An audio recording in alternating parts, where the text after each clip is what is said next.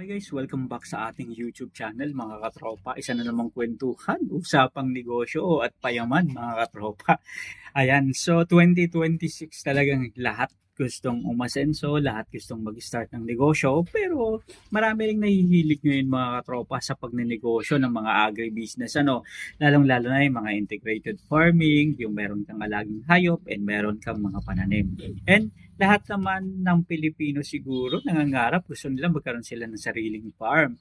And isa sa mga bagay na talagang lagi nating nakikita is yung manok. And isa sa pwede at profitable business na matutukoy natin is yung tinatawag na RTL chickens or ready-to-lay chickens. Well, ito yung concept ng mga manok kung saan mag-aalaga ka ng manok, mangingitlog, and magkakapera ka. Sabi nga nila, yung tuloy-tuloy yung kita ng pera, walang patid, basta tuloy-tuloy ang iyong pag-aalaga. So ito na mga katropa, pag-usapan natin RTL chicken, magkano ang puhunan, kapital, anong magandang lahi. Ayan, and paano ba ginagawa itong RTL chicken business? And paano yung balik ng return of investment dahil lahat naman tayo gusto mag-invest and gusto rin natin talagang kumita ng pera. So ngayon pag-usapan natin mga katropa, sa RTL chicken, yung iba na normal or ordinary chicken is within 16 weeks or 17 weeks, maaari nang kumita at mag-start ng magbenta. And ibig sabihin na ito mga katropa, masasabi natin na profitable business ito. Kung mag-i-start tayo ng production mga katropa, ang pangingitlog ng manok is approximately kapag 17 weeks nang inaalagaan sila, talagang nag-i-start na silang mangitlog. Pero yung pagpipik netong pangingitlog ng manok isa ika 160 to 180 days. Doon talaga natin ma-reach yung sabihin na natin okay na, talagang dire-diretso na yung pangingitlog nila. And isa sa pinaka mga nangungunang lahi ng mga RTL chicken na talagang magandang alagaan is ang napapansin kasi natin ngayon mga katropa is yung kulay white na manok, 'di ba? Yung mga kulay white na manok. Pero ang pinaka-popular na lahi talaga para sa pag-RTL mga katropa is yung Decal Brown and Lohan Brown and kasama na rin yung Rhode Island Reds. Actually, may mga kaibigan ako na talagang nag-aalaga sila ng mga magagandang klase ng manok. And dito ko nakuha yung iba kong mga alagang manok mga katropa katulad yung Decal Brown. And meron din mga katropa yung Decaled White Ibig sabihin ng Decaled, ito yung mga magagandang lahi na talagang magaganda at mahuhusay silang mangitlog na halos walang patid yung pangingitlog nila basta tuloy-tuloy lang yung pakain mo at tamang pag-aalaga. Kasama na dyan mga katropa yung pagbibigay ng mga vitamins sa kanila kasi importante yan, dapat inaalalayan natin yung negosyo natin kasi negosyo yan and may buhay ang manok mga katropa. Kailangan alagaan natin to para magbigay sa atin ng magandang itlog. And kapag nangitlog yan, tuloy-tuloy na maibibenta na natin. Alalahanin natin 8 pesos to 11 pesos, minsan umaabot pa ng 15 pesos o 14 pesos yung isang itlog. Kaya sa isang tray pa lang, bawing-bawing na kayo mga katropa. Ngayon, kung mag-i-start tayo ng RTL business or ready-to-lay business, kailangan natin ng mga equipment. Maraming mga makikita tayo sa Facebook mga katropa na advertise ng package sets. Ibig sabihin nito mga katropa, yung package sets kasi na tinatawag nila, ito yung mga manok na may kasama ng cage, may kasama ng painuman, and may kasama ng pakainan, and ito yung patong-patong na parang metal, tapos makikita natin na may patukaan dyan, na may tubo na nakaset up. So, yung mga package kasi minsan 48 pieces na chicken, 96 pieces, 144, 192. Ang isang set kasi mga katropa 48. Tapos another 48, another 48, another 48. Yung parang hagdan-hagdan siya na nakalayer para mabilis linisin. So, nasa sa inyo mga katropa, basta be careful lang at ingat-ingat kayo sa pagsosource ng magiging supplier nyo nito. Kasi importante na mapagkakatiwalaan, importante na kahit na nag-a-advertise sila sa YouTube, sa Facebook, inire-research pali natin yung mga nakakuha na sa kanila and ano ba yung feedback kailangan may mabasa tayo na ganun mga katropa. And i-make sure natin na talagang totoo, legit talaga yung tao na yun.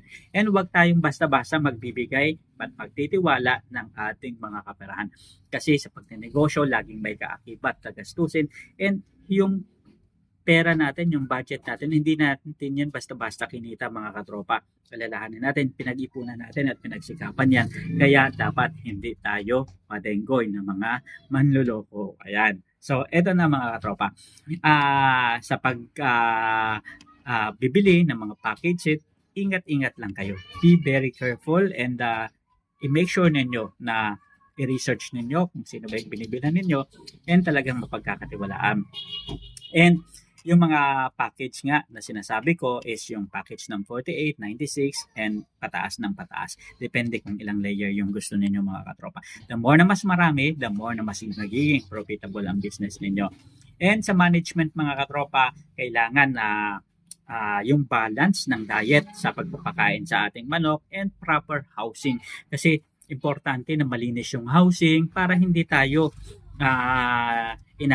nirereklamo ng mga kapitbahay natin. And mga katropa, sumali rin tayo sa iba't ibang mga groups and then dun sa Department of Agriculture na group nila, not group but yung pinaka Facebook page nila para alam natin kung may mga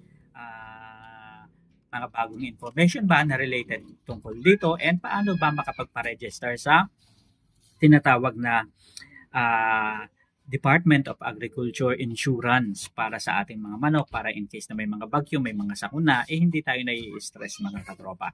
Kasi alam naman natin na talagang pinagkagastosan natin ang negosyo na to. So importante yung balanced diet ng manok. Kailangan yung feeds talaga yung pinapakain natin na dapat rich in calcium and mayroong strong shells. Ayan. So, strict vaccination din mga katropa kasi importante yan para laging masigla, malakas ang ating mga manok. Ngayon, para sa mga small scale na starter o nagsisimula pa lang, yung 48 heads mga katropa is maaaring tumakbo yan. Yung mga kulungan magre-range yan ng 30 to 40,000. Yung mga 100 heads naman, 65 to 80,000. And yung 240, mga 150 to 180,000. Depende. Yan lang yung mga average prices mga katropa. Maaaring maging mas mataas pa dyan o mas mapapa dyan. Depende sa kung anong klase pa yung no-order ninyo. Kung kompleto pa ng package, merong pakainan, merong mga tubo para sa painumin ng mga manok para hindi na kayo masyadong maabala. So, depende sa usapan nyo yan mga katropa. And para naman mga katropa sa breakdown ng gastos, karaniwan sa mga RTL chicken, yung mga normal na klase, magre-range siya ng mga 300 to 470 380 pesos hanggang 470 pesos. And nakadepende yan mga katropa kung yung RTL nyo ba is ready to lay na o mag-aantay pa kayo ng ilang buwan bago yan maging fully ganap na ready to lay. Ibig sabihin mga katropa, yung iba kasi marami tayong mga kaibigan, kakilala na sabi nila nadidenggoy sila. Ang sabi, RTL na, ready to lay na. Pero yung pala mag-aantay pa sila ng isang buwan or 1.5 buwan para maging ready to lay na talaga yung mga manok. So isa yan sa mga factor na maaaring makabawas sa inyong kita mga katropa. And isa pang bagay is yung brand new cage, maaaring mag-range yan ng 7,500 to 9,000 per set kasama na yung nipple drinkers and feeders mga katropa. Yan yung para sa 48 heads na size. Ayan. And para naman sa mga PH, maaari silang magkonsumo ng 110 to 130 pesos kada kilo or depende sa kung anong klase bang feeds, premium ba yung ginagamit natin o yung basta kung saan-saan na lang natin nabibili. And karaniwan na yung 100 heads ay kumukonsumo ng halos ng mga 11 kilograms per day on average mga katropa. And importante rin na sa working capital natin naglalaan tayo para sa iba pang gastusin tulad ng gamot at vitamins. Approximately 2,000 to 5,000 para sa unang batch. Importante lang mga katropa kapag sinabi natin na batch, ibig sabihin marami. Kung tayo naman ay nag-experiment pa lang, okay yung 5 or 10. Pero kung talagang gusto nating kumita at gawing negosyo ito, pwede tayong mag-buy batch 48 para isang set talaga sila or 50. So nasa sa inyo, depende sa kakayahan ng inyong bulsa, kakayahan ng inyong budget. Pwede nga magsimula ng 5,000 lang or 3,000 pesos, depende nga sa kung ano lang yung kaya ng bulsa. Hindi ang pagnenegosyo naman, hinay-hinay lang yan at hindi biglaan, di ba? So nasa sa inyo, mas pakakabuti nga kung magsimula sa maliit para at least matutunan muna ang tamang pamantayan sa pag-aalaga ng manok. So, yung pabahay, importante na gastusan natin yan, yung cage nila. Isa kasi sa mga bagay na makakaapekto sa kalusugan ng ating manok, yung bahay, ayan, ng manok para madaling linisin, hindi sila magkakasakit. Kung laging marumi, laging maamoy, magkakasakit yung ating mga alaga. Kung pinakasimpleng pabahay lang sa mga manok, pwede tayong gumamit ng mga kawayan o net na maaaring magkahalaga ng 10,000 pesos pataas or below, depende sa kung gaano ba kalaki ang ating chicken farm na gagawin. And yung light is pa naman itong mga chicken natin is maaaring tumagal to ng matagal. Ayan. So, 2 to 3 years ang pwedeng itagal ng mga karaniwan at normal na manok. And samantalang yung mga heritage breeds naman, yung mga Rhode Islands, ayan, ay maaaring umabot pa ng 5 hanggang 10 taon, depende kung paano natin sila inaalagaan, mga katropa. And ibig sabihin lang nito, mga katropa, yung iba kasi na mga nag-aalaga ng mga manok, pagdating ng 72 to 80 weeks, unti-unti na nilang o 1.5 to 2 years, unti-unti na nilang pinapalitan o dahan-dahan nilang pinapalitan o kinakal na nila yung kanilang mga inahin.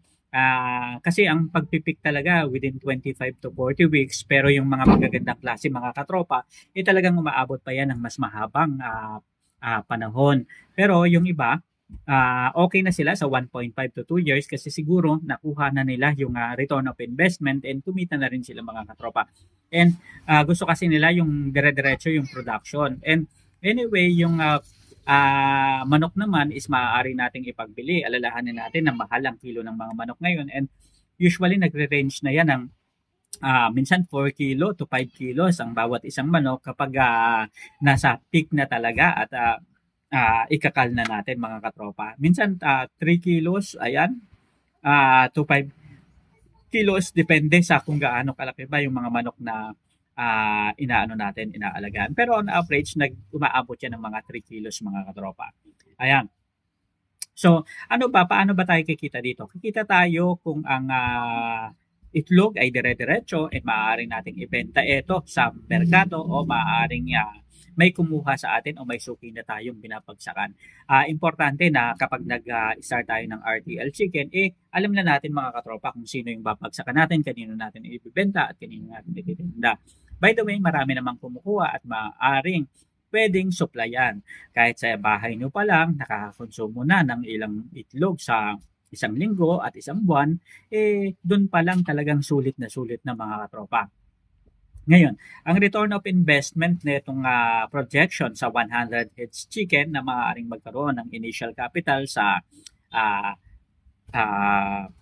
hayop o manok, kasama na yung cage at initial housing, is maaaring 80,000 and above. Plus yung mga daily na feed cost, pakain, which is 350 approximately, 100 birds times 110 grams times 32 pesos per kilogram, maaaring 350 yung maging feed cost ng ating pagpapakain sa manok. And ang daily egg revenue naman, maaaring 630 pesos kung 90% lay rate, which is equals to 90 eggs times 7 pesos. Ngayon wala nang 7 pesos na itlog, di ba? Minsan kasi, mga katropa, pwede nating ibaba at ibagsak ng gusto yung presyuhan ng ating itlog para at least yung suki natin, lalo na pag nagpapakilala tayo. Pero yung 7 pesos kapag nagpapakilala tayo, masyado nang mababa yun kasi on average, mga 10 pesos na yung mga pricing. Minsan nag-11 o 12 pesos pa yung mga malalaking itlog. And sa daily net profit naman, mga katropa, is maaaring 280 pesos ang maging profit natin. And ang monthly net profit ang daily profit natin, ang monthly net profit naman natin. Ibig sabihin yun mga katropa, yung 280 is revenue minus pizza, yung minus mga pagkain o yung iba pang mga operational cost. And ang monthly net profit is maaaring pumalo ng 8,400 o higit pa, depende sa 8,400 hanggang 16 to 20,000 mga katropa. Yan ang pwedeng maging net profit mo per month para sa 100 heads na RTL. And ang payback period mga katropa is pwedeng tumagal ng 9 to 11 months or pwedeng mas early pa na after 4 months to 5 months pwede mo lang mabawi ang iyong kapital. Okay, bonus ng mga katropa yung kikitain mo pa kapag kinal mo na yung manok na alaga. Basta, ang importante din is hinay-hinay din tayo. Kailangan may tamang ilaw sa ating mga manok kasi importante ito sa pangingitlog nila. At ang ikalawa naman mga katropa is yung strict biosecurity lagi. Kasi ang mga manok madaling dapuan ng sakit and kailangan stricto tayo pagdating dyan. And ang ikatlo naman is yung pwede tayong magbenta ng tingi-tingi or pwede tayong magbenta at magbagsak sa mga tindahan mga katropa para mas mabilis pasok ng pera sa atin. So yun lang, maraming salamat sa pagsama sa atin ngayong araw na to. Isa na namang kwentuhan. Ano bang negosyo ang patok ngayong 2026? RTL Chicken. Ayan. So, kaya dun sa lahat ng mga may gusto at nais mag-alaga ng manok, so pag-aralan, pag-isipan ngayong 2026. Hanggang sa muli, maraming salamat. Paalam.